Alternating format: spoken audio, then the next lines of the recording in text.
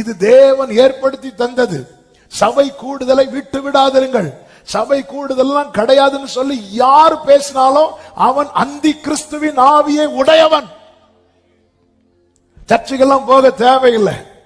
சபை கூடுதல் கிடையாது, நீங்க தான் சபை அப்படி சொல்லிட்டு நீங்க சர்ச்சுக்கெல்லாம் போக வேண்டாம், சபை கூட வேண்டாம் என்று யார் பேசினாலும், ஏன் நாளைக்கு நானே மாத்தி பேசினாலும் அது வேற ஆவி.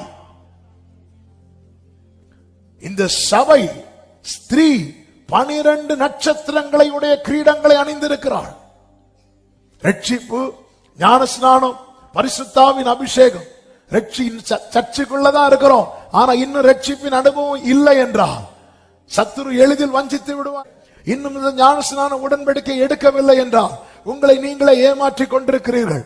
இன்னும் பரிசுத்தாவின் அபிஷேகத்தை பெற்றுக் கொள்ளவில்லை என்றால் உங்களுக்கு அந்த வாஞ்சை இன்னும் இல்லை என்று அர்த்தம். நீங்கள் கேளுங்கள், கேளுங்கள், பெற்றுக்கொள்வீர்கள் என்று ஆண்டவர் சொல்லுகிறார். கேட்கணும், ஒரு நாள் கேட்போம் அல்லது ஆகஸ்ட்ல கேட்போம், விட்டுருவோம். இல்ல, பெற்றுக்கொள்ளும் வரைக்கும் அதை கேளுங்கள். வேறுபாடுள்ள கிறிஸ்திய ஜீவியம் உலகத்தை போல் அல்ல. ஆண்டவர்கிட்ட கேட்டு ஆண்டவர் எதை எதை விடணும், எதை எதை அப்புறப்படுத்தணும், தேவனிடத்தில் கேட்க கேட்க தேவன் உணர்த்துவார்.